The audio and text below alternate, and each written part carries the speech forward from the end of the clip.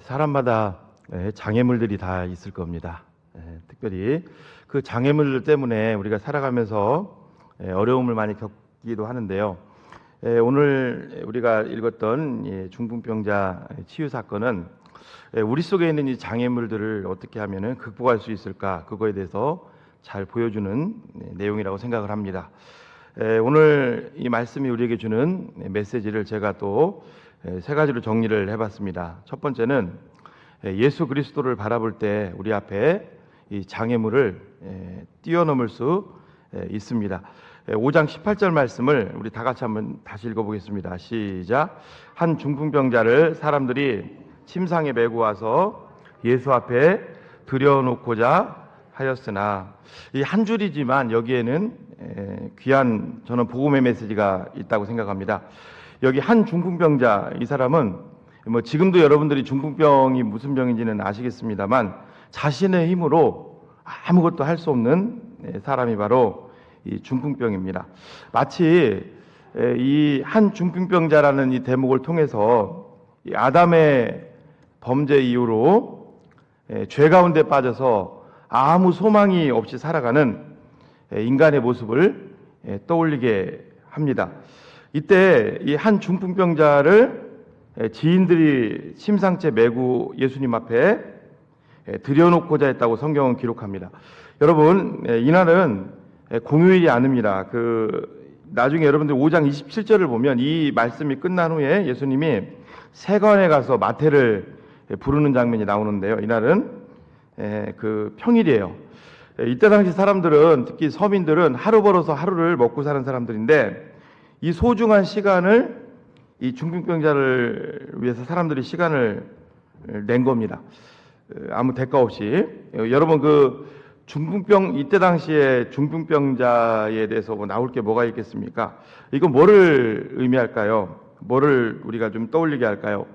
전적 타락으로 죄 가운데 빠져서 아무 소망이 없던 우리들에게 하나님의 아들 예수 그리스도께서 아무 대가 없이 우리를 위해서 이 땅에 오시고 인간의 몸을 입고 오시고 우리의 모든 죄를 위해서 십자가에 못 박혀 돌아가시는 그런 무한한 희생을 우리가 바라보게 되는 거죠. 중풍병자의 친구들은 이 중풍병자를 침상째 메고 예수님이 계신 곳으로 이제 갔습니다. 예수님이 아마 오셨다는 소리를 들었겠죠. 자, 5장 19절 말씀을 다시 한번 읽어볼까요? 시작. 무리 때문에 메고 들어갈 길을 얻지 못한지라 지붕에 올라가 기와를 벗기고 병자를 침상째 무리 가운데로 예수 앞에 달아 내렸다. 무리라는 말이 반복이 됩니다. 무리 때문에, 무리 가운데로. 여러분, 중풍병자의 친구들이 중풍병자를 침상째 메고 예수님의 있는 곳으로 가려고 지금 힘겹게 가는데 보니까 그들의 앞을 가로막는 장애물이 있었어요. 바로 물입니다. 무리 때문에 무리 가운데로. 이 무리는 이 중풍병자에게 어떤 장애물이었을까요? 이 당시에 중풍병자는 그냥 단순한 병이 아니라 오늘날처럼 사람들로부터 저 사람은 죄 때문에 저런 일이 생겼어, 이 죄인 취급을 받던, 그러니까 중풍병자에게 있어서는 그동안 아마 무리 때문에 굉장히 어려움이 있었을 겁니다. 죄인 취급을 받았고 소외를 당했고 여러 가지 어려움을 당했습니다. 그 무리들이 지금 또 이 중풍병자가 주님 앞에 나가려고 하는데 또 그 앞을 가로막는 것을 보게 됩니다. 그런데 오늘 대반전이 일어나는데, 그동안은 무리들 때문에 아마 중풍병자가 그래 내가 죽어야지, 내가 빨리 죽는 것이 저 사람들한테 도와주는 거고. 여러분 생각해 보십시오. 지금은 요양병원 이런 게 있겠지만 이때 당시에 중풍병자에게 소망이 있었을까요? 아무 소망이 없었을 거예요. 그렇죠? 그냥 또 지금은 어떤 의학의 도움으로 질병이 밝혀졌지만 이때 당시엔 그랬다고요. 네가 지금까지 살아온 죄 때문에, 네 조상들의 죄 때문에 네가 이런 걸 당하고 있다고 막 손가락질을 당했던 때예요. 그러니까 무리의 중풍병자 입장에서는 날마다 그랬을 거예요. 빨리 내가 죽어야지 여기서 해방된다. 빨리. 아무 소망이 없던 이 중풍병자. 그런데 오늘 본문에 대반전이 일어납니다. 그 무리들을 뛰어넘어서 이제 지붕으로 올라가서 기와를 벗기고 거기에 중풍병자를 달아 내렸다는 거예요. 예수님 앞으로. 여러분, 이것은 무엇을 의미할까요? 이 무리들을 뛰어넘게 하는 뭔가가 있지 않았냐 이거죠. 이 무리들을 그동안은 이 중풍병자가 주님 앞에 이 무리들 때문에 힘들었는데 무리들을 뛰어넘게 하는 뭔가가 지금 있는 거예요. 그게 이제 18절에 나오는 거죠. 18절 말씀을 다시 한번 읽어볼까요? 띄워주시고 시작. 한 중풍병자를 사람들이 침상에 메고 와서 예수 앞에 들여놓고자 하였으나, 여기 핵심이 뭐냐면 바로 예수 앞에 중풍병자를 들여놓는 거. 예수님의 핵심이죠. 그러니까 예수님을 바라보니까 그 장애물을 뛰어넘는 거죠. 우리 삶도 마찬가지입니다, 여러분. 여러분들의 삶 속에 여러 장애물들이 있습니다. 그것을 이기는 방법은 바로 우리의 구원자 되시는 예수 그리스도를 날마다 의지하고 바라보는 것인 줄로 믿습니다. 여러분, 예수님을 바라보지 않으면요, 지뢰밭을 우리가 다니는 거나 똑같아요. 그 휴전선에 가면 지뢰들이 많이 매설되어 있습니다. 그럼 지뢰를 우리가 용기 피했어요. 그럼 그 다음은 편하게 걸어갈 수 있습니까? 또 지뢰를 조심해야 된다고 계속 어디서 어떻게 또 우리가 위험을 만날지 몰라요. 그러니까 예수님을 바라보지 않으면 지금 잠깐 평안했다고 해도 내일 또 어떤 일이 생길지 모르는 거예요. 그러나 늘 예수님을 바라보고 사는 인생은 우리 가운데 그게 능력이 될 줄로 믿습니다. 여러분, 오늘 이 중풍병자의 친구들이 바라봤던 그 예수가 왜 우리 삶 속에 능력일까요? 오늘 우리가 읽진 않았습니다만 오늘 본문 앞에 17절에 보면 이 17절 말씀은 한 절로 떨어지는 것 같지만 이게 이제 오늘 말씀에 약간 핵심 키워드 역할을 하는 거죠. 우리 17절을 좀 띄워주실래요? 우리 다 같이 한번 읽어봅니다. 5장 17절 말씀 시작. 하루는 가르치실 때 갈릴리 각 촌과 유대와 예루살렘에서 나온 바리새인과 교법사들이 앉았는데, 계속 시작. 병을 고치는 주의 능력이 예수와 함께하더라. 여러분, 예루살렘에서 온 바리새인들과 이 율법교사들이 왜 왔을까요? 그 책 잡기 위해서 온 거예요. 쫙 지금 둘러서 어떻게 해서든지 꼬투리를 딱 잡으려고. 그런데 성경은 뭐라고 얘기하고 있습니까? 병을 고치는 주의 능력이 예수와 함께하더라. 여러분, 영화에도 주연 배우가 있듯이 이 성경에도 주연이 있습니다. 바로 17절의 주연은 그 율법교사와 그 서기관들 많은 물이 예수님을 중심으로 둘러앉은 사람들이 주연이 아닙니다. 바로 예수님이 주연이에요. 왜? 하나님이 그와 함께 하시기 때문에. 믿습니까, 여러분? 우리가 오늘도 여러분 많고 많은 그 상황들 속에서 주님을 바라봐야 되는 것은 바로 여러분 그분이 하나님의 아들이시고 하나님의 능력이 되기 때문인 줄로 믿습니다. 여러분, 예수님을 바라보시는 저와 여러분들 되시기를 바랍니다. 이해를 돕기 위해서 민수기 13장을 잠깐 같이 한번 좀 살펴보기 원하겠는데요. 민수기 13장을 보면 가데스 바네아에서 이제 12명의 정탐꾼들이 파견이 되죠. 이때 10명의 정탐꾼들이 한번 모습을 우리가 쭉 볼 필요가 있어요. 그 10명의 정탐꾼들은 가나안 땅에 들어가서 40일 정탐하면서 뭘 바라봐요? 그 땅에 있는 거인 족속을 이제 바라보게 되는 거죠.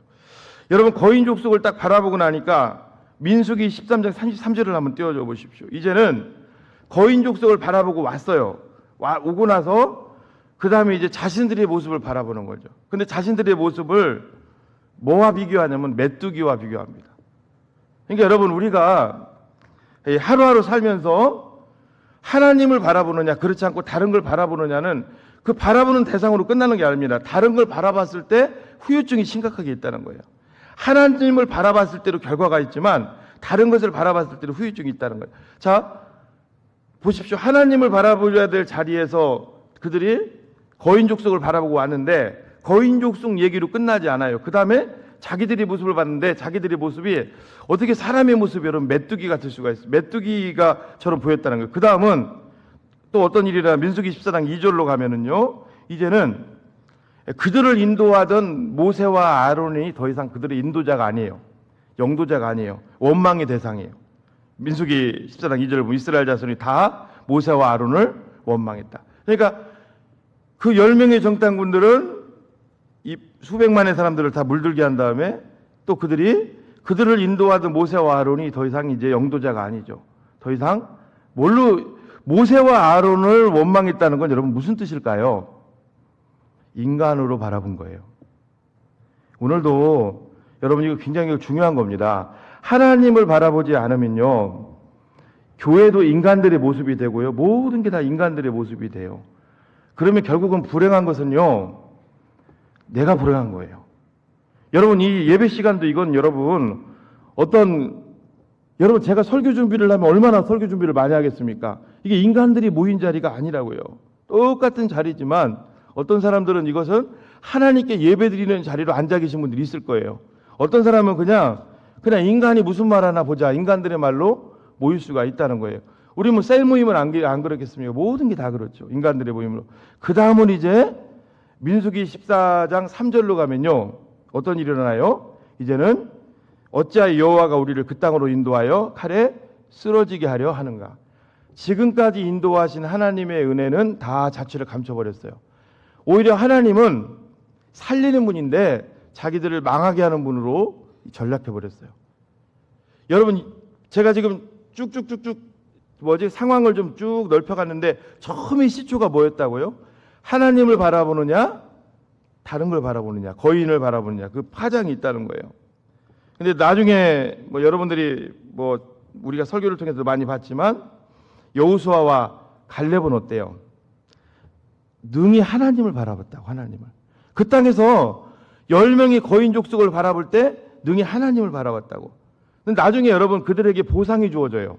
여호수아는요, 모세의 후계자가 되고요, 갈렙은요, 이방 족속입니다. 갈렙은 정통 이스라엘 족속이 아니에요. 그렇죠?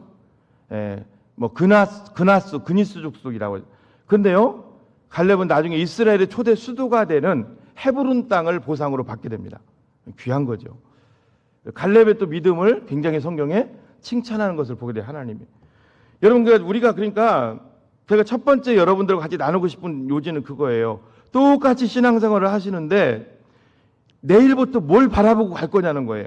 하나님을 바라보고 여러분들이 가실 거냐, 아니면 세상을 바라보고 갈 거냐. 이게 별거 아닌 것 같지만 점점 상황이 틀려요. 하나님을 바라보고 가는 자와 다른 걸 바라보고 가는 자는 그걸로 끝나지 않습니다. 그 결과는 엄청난 차이가 주어진다는 것을 여러분들이 보십시오. 여러분 하나님을 오늘 본문에 바라보고 갔던, 예수 그리스도를 바라보고 갔던 중풍병자를 옮겼던 그 사람들 앞에 무리들은 더 이상 그들의 장애물이 될 수가 없었어요. 그 힘겹게 지붕으로 올라갑니다. 물론 지붕은 평평했죠. 그리고 성경에 보니까 기와를 벗기고 지붕을 뜯었어요. 여러분 이게 쉬운 일일까요? 만약에 지금 우리가 설교하고 있는데 누가 지붕을 뜯는다고 생각해 보세요. 아무리 지붕을 깨끗하게 뜯어도 이물질이 떨어질까 안 떨어질까요? 많이 떨어집니다. 아마 그 밑에 있던 집주인이랑은 난리 났을 거예요. 소리를 지르고 지금 뭐 하는 거냐고 여러분 예수님 이건 뭘 의미할까요? 예수님께 집중하면요, 세상의 소리가 들리지 않습니다. 그런데 예수님께 집중하지 않으면요, 작은 것에도 민감해요. 세상의 소리가 들리지 않아요. 그리고 여러분 이제 중풍병자가 다 치유됐어요.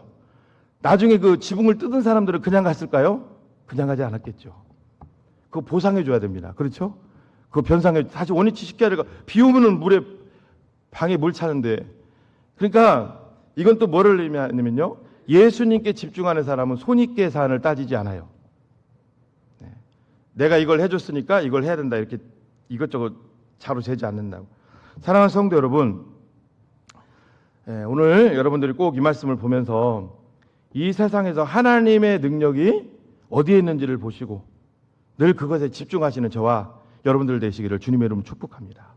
이 주일 성수가 별거 아닌 것 같아 보여요. 믿음이 없는 분들에게는, 불신자에게는 아무것도 아닌 것처럼 보여요. 그러나 여러분들이 이 자리에 오시는 이유는 뭐냐면 하나님의 능력이 이 자리에 함께하고 계시는 줄로 믿습니다.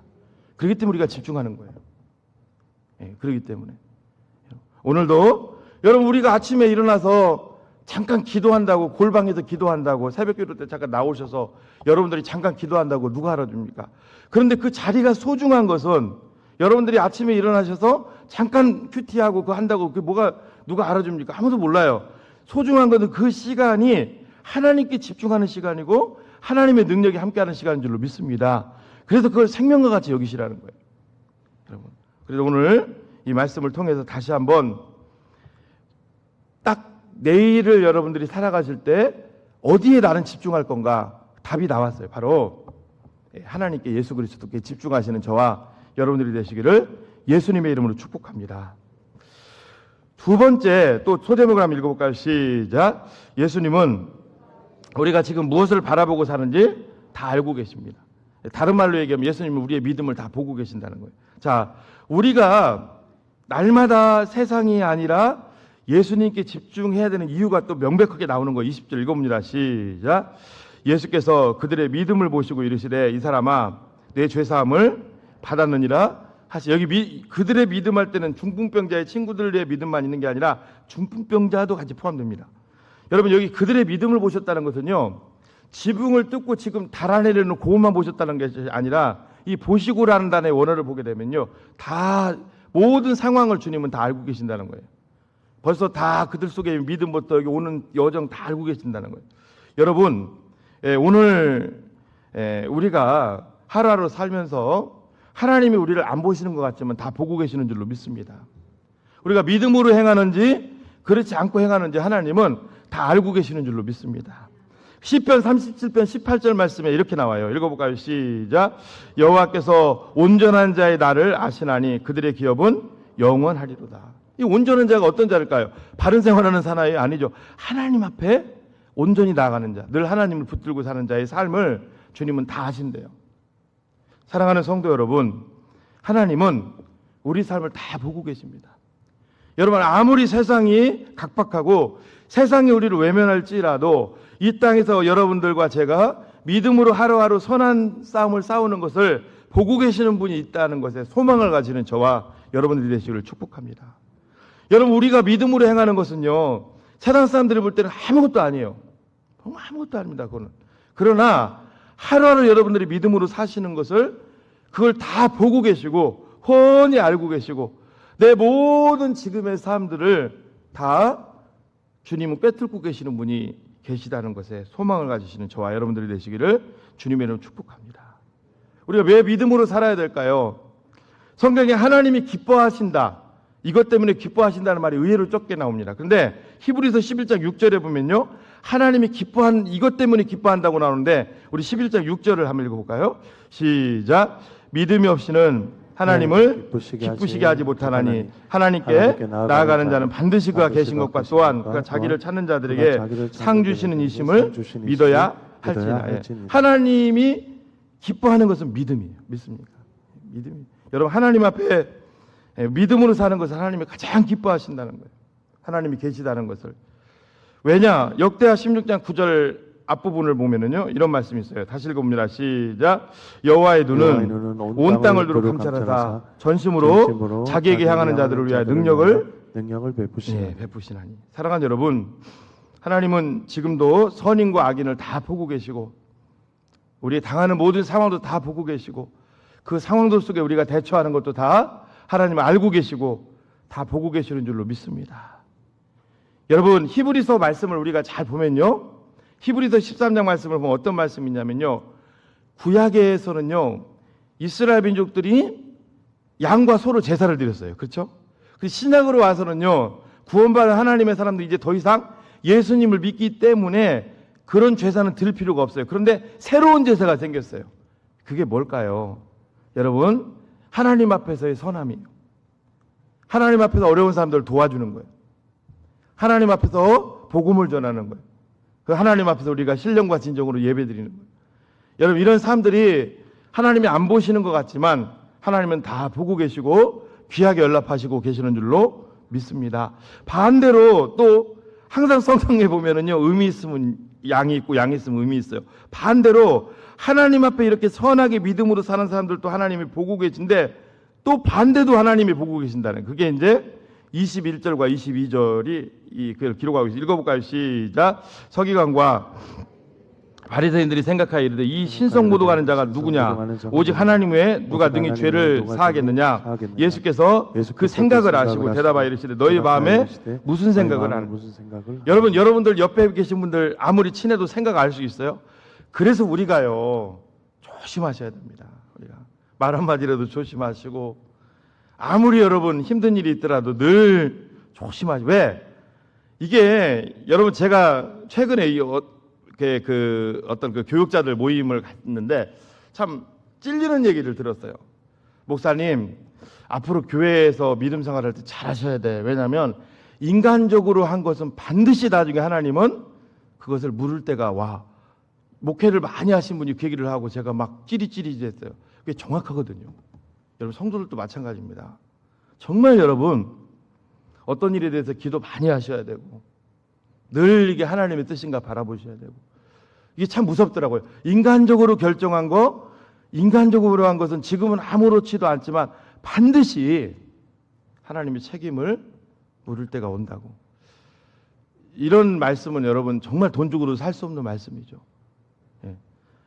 지금까지의 삶은 모르겠어요. 예수님 앞에 회개하십시오. 저도 마찬가지고 잘못된 것들을. 그리고 앞으로의 삶은 철저하게 인간 중심이 아니라 하나님 중심으로 살아가시는 저와 여러분들 되십시오. 저도 그 말씀을 보면서 찌릿찌릿했던 게 뭐냐면 앞으로 어떤 일을 결정할 때 즉석에서 내라고 대답을 하면 안 되겠다. 정말 지금 불이 났어요. 목사님 지금 불 끌까요? 이건 바로 내라고 해야 되죠. 그거 아니면 정말 다른 것은 작은 것이라도 좀 시간을 두고 기도하면서 결정을 해야 되겠다. 그런 생각을 해봤습니다. 사랑하는 성도 여러분, 하나님은 우리 생각을 다 보고 계세요. 그들의 생각을 아신다는 것은 그들의 모든 지금까지 상황도 하나님은 다 꿰뚫고 계시는 분이라는 우리 주님은. 여러분, 사랑하는 성도 여러분, 이 말씀을 보시면서 어떻게 될까요? 제가 도 말씀을 드렸지만 지난해를 생각해 보시고 죄가 있다면 교회는요 이게 최고입니다. 이게 복음입니다. 교회는요 이렇게 살아야 되겠다 자꾸 얘기를 하는 게 아니라 우리 삶을 되짚어보게 만드는 거예요. 지금까지 여러분들이 사시면서 하나님의 말씀에 볼 때 위배된 게 있다면 고쳐야 된다고요. 저부터도 철저히 예수님의 보혈로 회개하시고 하나님의 바른 길을 가시는 저와 여러분들이 되어야 될 줄로 믿습니다. 잠언 14장 2절에 보면 이런 말씀이 있어요. 우리 같이 읽어볼까요? 시작. 정직하게 행하는 자는 여호와를 경외하여도 패역하게 행하는 자는 여호와를 경멸하는. 이게 무슨 뜻일까요, 여러분? 우리가 제가요 하나님을 경외하십시오, 하나님을 경외하십시오 하잖아요. 그게 안 된다는 거예요. 하나님을 경외하는 방법이 있어요. 정직하면 돼요. 그런데 생각해 보세요. 목회자인 저도 마찬가지. 이 험한 세상에서 정말 우리가 정직하게 바르게 살기가 쉬워요? 모르겠습니다. 제가 볼 때는 굉장히 어려워요. 굉장히 쉽지 않다고. 그렇죠? 많은 장애물들. 그러니까 우리가 하나님을 경외하는 것은요 내가 하나님을 경외하려고 써붙여 놓고 해서 되는 것이 아니라 하나님 앞에 정직하게 살면은 자동으로 그게 된다는 거예요. 믿습니까, 여러분? 예. 그러나 하나님을 반대로 경멸하는 것은요 내가 하나님을 경멸하고 싶은 사람이 누가 있어요? 그런데 정직의 반대말이 패역으로 나오는데 정직하지 못한 사람, 패역한 삶을 살면요 아무리 내가 교회를 와서 예배를 잘 드리고 나는 바르게 살 거야 하고 결단하고 나가지면 그게 안 된다는 거예요. 항상 이 말씀을 여러분들이 꼭 기억하십시오. 마지막 세 번째입니다. 우리 같이 한번 읽어볼까요? 시작. 우리 삶의 문제는 예수님이 찾아오실 때 해결받게 됩니다. 자, 5장 20절 제가 읽을게요. 예수께서 그들의 믿음을 보시고 이르시되 이 사람아 내 죄사함을 받았느니라. 예수님이 중풍병자의 지금 영적인 문제를 해결해 주는 것을 보게 되죠.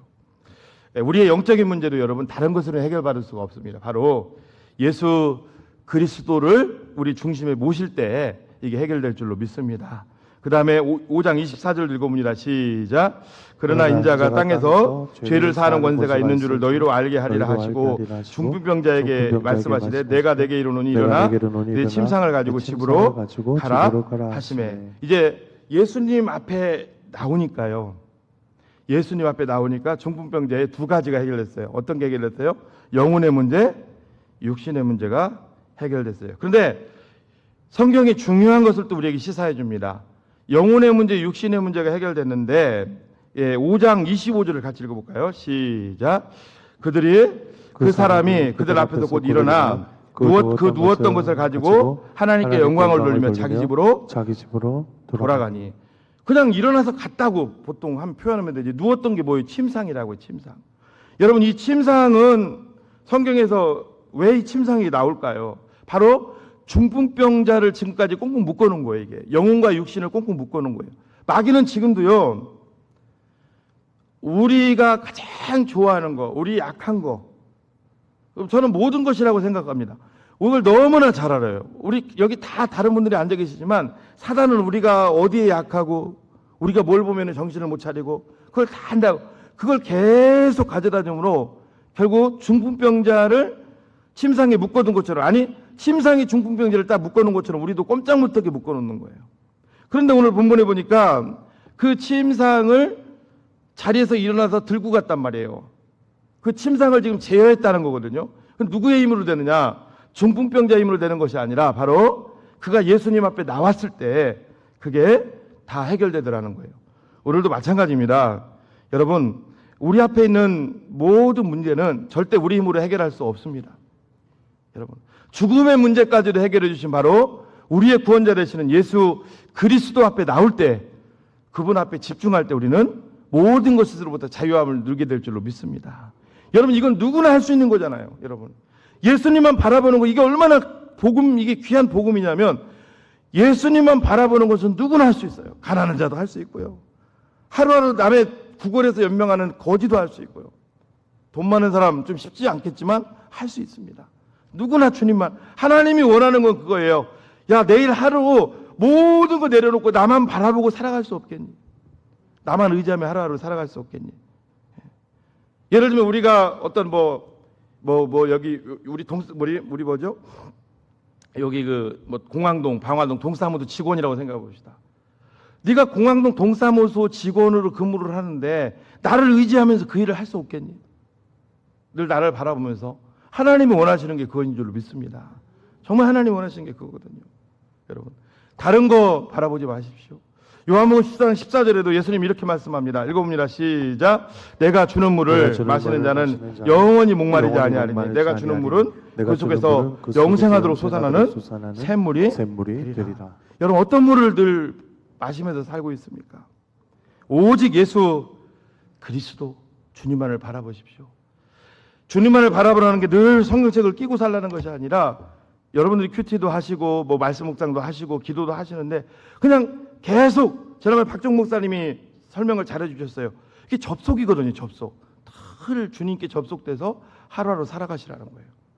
그럼 우리 삶은 주님이 동행하는 삶이 되고, 여러분, 하나님이 내 삶을 운전하시는데 내 삶이 잘못된 길로 가겠습니까? 내가 운전할 때 잘못된 길로 가지. 말씀을 마치려고 합니다. 아프리카 최남단에 가면 우리가 잘 아는, 우리 사진 한번 볼까요? 아프리카 맨 최남단이 좀 흉측하게 생겼죠. 저런 바위로 된 곳이 있습니다. 처음에 예전에 그 1400년, 지금부터 1497년이니까 예전이죠. 이때 사람들은 배를 타고 저기를 갈 때 굉장히 불안했다는 거예요. 왜? 너무 폭풍우가 심하고요. 저기를 돌아갈 때 파도가 세다 보니까 소용돌이 같은 파도가 이렇게 일어나는데 배들이 많이 침몰하고 자초되는 거예요. 그래서 죽음의 바위, 죽음의 곳으로 여겼어요. 그런데요, 1497년 스페인에 항해서 바스코 다가마라는 사람이 이곳을 통과해서요, 인도로 가는 귀한 길을 열어놨어요. 그때부터 저곳이, 저렇게 흉측한 바위가 이름이 뭘로 바뀌었냐면 죽음의 바위에서 희망봉으로 바뀝니다. 희망봉으로. 왜? 힘들지만 저곳을 잘 넘을 수 있는 그 배를 만들어서 저곳만 통과하면은 우리는 샹신료와 신비의 땅 인도로 갈 수 있어. 유럽 사람들이, 여러분, 인도에서 나는 후추를 굉장히 금보다 더 비쌌다고 하잖아요. 왜 후추를 좋아하는지 아세요? 그때는 냉장고 기술이 없었잖아요. 유럽 사람들은 고기를 좋아하잖아요. 근데 고기가 오래되면 상하죠. 그런데 상한다고 버릴 수도 없잖아, 그 옛날에. 그러면 그것을 없애주는 게 후추거든요. 후추를. 그래서 굉장히 비쌌잖아요, 후추가. 근데 원래는 아랍통에서 다녔는데 십자군 전쟁 이후 아랍인들이 꽉 그쪽을 봉쇄하니까 못 다니는 거예요. 이 인도를 못 가는 거예요. 그래서 이제 바다로 가야 되는데, 바스코 다가마가 저곳을 길을 내기 전에는 사람들이 죽음의 바위라고 부르는, 나중에는 저게 희망봉으로 바뀝니다. 우리도 마찬가지죠. 여러분, 예수 그리스도가 이 땅에 오기 전에는 우리에게는 아무 소망이 없었어요. 우리 예수 그리스도가 올 때 우리에게는 정말 죽음은 떠올리기도 싫은 거예요. 예수님이 올 때 죽음은 떠올리기도 싫은 거라고요. 그런데 예수님이 오고 나서 죽음은 더 이상 우리를 두렵게 할 수 없습니다. 할렐루야. 칼빈이 그런 얘기를 했습니다. 하나님께서는 예수 믿는 자들에게서 죽음을 걷어가셨다. 죽음의 공포를. 여러분, 예수 믿는 자들에게는 죽음은 소망인 줄로 믿습니다. 그걸 통과해서 이제는 영원한 안식에 들어가는 소망이에요. 불신자들에게는 죽음이 말 그대로 죽음이지만 우리에게 소망인 거예요. 오늘도 예수 그리스도가 우리에게 전부가 되시고 우리의 모든 것이 되시기를 축복합니다. 이제 일주일 후에 새생명 전도축제입니다. 주변에 찾아보면 방황하는 영혼들이 많이 있을 거예요. 한 분 한 분의 중풍병자들이 많이 있을 거예요. 여러분, 그들이 영혼의 자유, 육신의 자유함을 얻는 것은 다른 방법이 없습니다. 예수 그리스도인 줄로 믿습니다. 여러분, 우리가 전도를 하고 우리가 나가서 그들을 교회로 이끌어야 되는 이유는 그들의 영혼이 구원받고 플러스 바로 우리처럼 하루하루 정말로 예수님을 바라볼 때, 하나님을 바라보고 살 때 너무나 이 세상이 다른 세계가 있다는 것을 그들에게 알려줘야 되지 않겠습니까? 오늘도 그들에게 꼭 복음을 전하기 위해서 최선을 다하시는 저와 여러분들이 되시기를 예수님의 이름으로 축복합니다.